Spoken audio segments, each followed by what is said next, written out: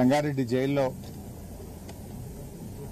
కాంగ్రెస్ ప్రభుత్వం అక్రమంగా అరెస్ట్ చేసి నిర్బంధించినటువంటి 13 మంది బీఆర్ఎస్ కార్యకర్తల్ని పరామర్శించడం జరిగింది.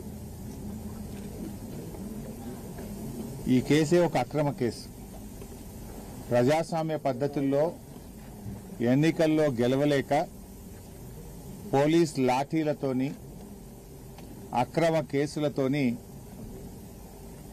ఇవాళ గెలవాలనేటువంటి ప్రయత్నం కాంగ్రెస్ పార్టీ చేసింది. నిజంగా చెప్పాలంటే మెదక్లో బీఆర్ఎస్ పార్టీ ఒక సీట్ ఎక్కువ గెలిచింది. ఎన్నికలకు ముందు రోజు ఎమ్మెల్యే గారు అర్ధరాత్రి 12:30కు ఎందుకు ఆ వార్డులోకి వెళ్లారు? ఇది ఎన్నికల నియమ నిబంధన ఉల్లంఘన కాదా? సాయంత్రం 5 గంటలకు ప్రచారం ముగిసింది. 5 గంటల తర్వాత ఎవరూ ప్రచారం చేయడానికి వీల్లేదు. ఆ వార్డుకు సంబంధం లేని ఓటర్లు ఆ వార్డుల్లో తిరగకూడదు. మరి ఆ వార్డుకు ఎందుకు ఎమ్మెల్యే గారు రాత్రి 12:30కు 4 కార్ల కాన్వాయ్తో వెళ్లారు? 4 కార్ల కాన్వాయ్తో వెళ్లి అక్కడ ఒక ముస్లిం మహిళ ఇంటికి వెళ్లి ఆ మహిళను బెదిరించి ఆ మహిళ ఛాతి మీద చెయ్యి వేసి నైటీని చింపే ప్రయత్నం జరిగింది. ఎమ్మెల్యే గారు గన్మెనే దాడి చేసినాడు.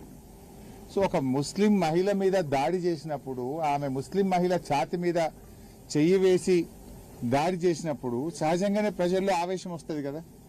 సహజంగానే ప్రజల్లో ఒక ముస్లిం మహిళ మీద మరో గన్మెన్ ఆ రకంగా చెయ్యి వేసి దాడి చేసి ఛాతి మీద చెయ్యి వేసినప్పుడు ఎవరైనా స్పందిస్తారు కదా. నువ్వు ఆ రాత్రి 12:30కి ఎందుకు పోయినారు? డిఎస్పీ గారు దగ్గరుండి వాళ్ళని 12:30కి తీసుకెళ్లి డబ్బులు పంచిపిస్తాడా?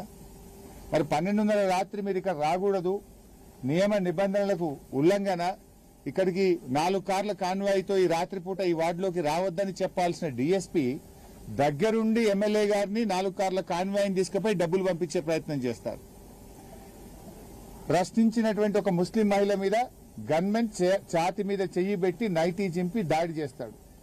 అసలు కేసు పెట్టాల్సింది ఎవరి మీద? ఎన్నికల నియమ నిబంధన ఉల్లంఘించి అర్ధరాత్రి పూట డబ్బులు పంచిన ఎమ్మెల్యే అనుచరుల మీద కేసు పెట్టాలి. ఒక ముస్లిం మహిళ మీద దాడి చేసి ఆ నైటీని చింపిన గన్మెన్ మీద కేసు పెట్టాలి. కానీ మీరు వాళ్ళ మీద కేసు పెట్టరు. అన్యాయాన్ని ప్రశ్నించినటువంటి బీఆర్ఎస్ కార్యకర్తల మీద అక్రమ కేసులు పెట్టి ఈరోజు సంగారెడ్డి జైల్లో నిర్బంధించారు.